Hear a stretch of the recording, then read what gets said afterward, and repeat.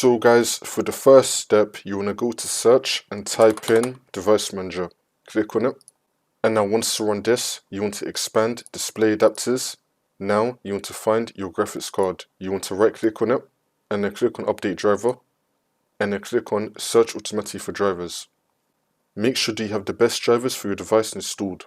Also, there's going to be 3 links down below in the description for Nvidia, AMD and Intel. You want to download your graphics card software and then install the latest drivers through there. For the next step, you want to go to search and type in CMD. Now you want to run it as administrator and then click on yes. And now once you're on this, you want to type in sfc /scan now and then click on enter. And you want to run this scan. Wait for this to load. I'm going to skip the video to when the scan will be fully completed. And now once that's been done, now you want to type in DISM /online /cleanup-image